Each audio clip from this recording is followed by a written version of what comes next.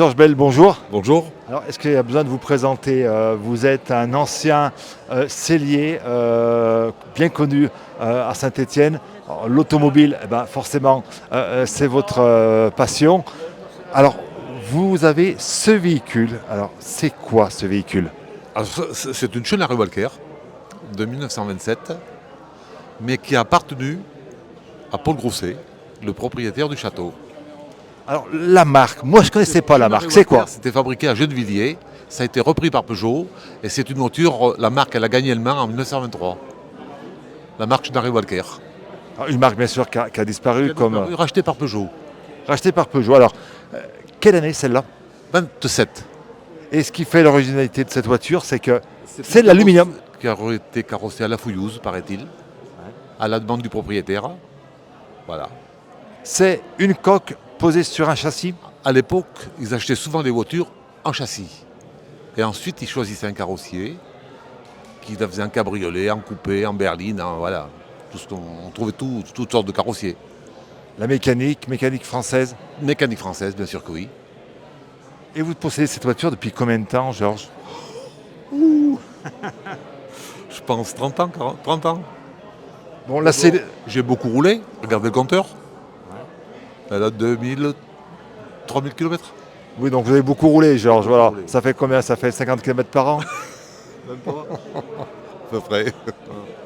Bon, le cellier, on est tranquille. Vous aviez un super cellier pour la remettre en état. Il y a eu un peu du délai quand même. Où c'est que vous l'avez trouvé, cette voiture? Ben, je crois qu'un jour, c'est un ami qui m'a dit, dis donc, chez Paul Grousset, il y a des voitures, faut que tu l'achètes. Et puis, j'étais pas bien chaud, me dire, ben, on l'achète tous les deux. Donc, on l'achetait deux. Puis, 15 jours après, je lui ai racheté sa part. Et puis, je dis, tant pis, je la garde. Maintenant, je commence à l'aimer. Et on le disait, une carrosserie en aluminium. Alors, il n'y a pas eu beaucoup de voitures en aluminium. Alors, il y a eu quelques panhard en aluminium, bien sûr. J'ai vu aussi dans cette exposition la voiture qui a joué dans Retour vers le futur. L'aluminium, ça ne se travaille pas aussi facilement que la tôle. C'est très léger. C'est très léger. Et il n'y a pas d'entretien. On peut le laisser brut d'aluminium. On n'est pas obligé de le repeindre. C'est un petit peu comme les DeLorean, voilà, la voiture qui attendait dans Retour vers le futur. C'est d'inox. Avec l'aluminium, alors le capot de la DS était un capot en aluminium. Il y a eu des capots aluminium, oui. Mais il y a même eu des Lancia qui avaient tous les ouvrants aluminium. Il y a eu beaucoup de voitures coursifiées qui avaient de l'aluminium. Propulsion, Propulsion, 3 vitesses, 3 vitesses, non synchronisée sans doute. non synchronisées. Alors, un petit détail, quand on débraye à fond, on freine sur les roues arrière. J'allais venir parce que le freinage là-dessus, c'est limite de l'option, quoi. On ralentit. Rien ne l'arrête, même pas les freins. On le disait, donc, vous êtes très connu dans la région, passionné de vieilles voitures. Vous en possédez encore combien à peu près? Trop, c'est tout. Trop de voitures, Ne alors. m'enviez pas, c'est très compliqué.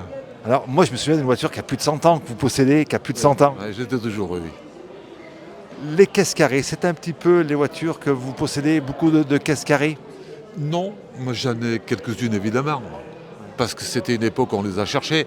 Puis surtout, il y a des marques que j'ai aimées aussi. Et puis l'histoire d'auto, ou l'histoire. Il y a plein de choses qui font que, voilà. Votre favori? Alors, c'est compliqué de dire ça à un collectionneur de voitures parce qu'on les aime toutes, mais un modèle qui vous touche le plus? La marque que je préfère, je crois que je les aime toutes finalement. Elles ont toutes des raisons, parce que, je sais pas, des histoires aussi.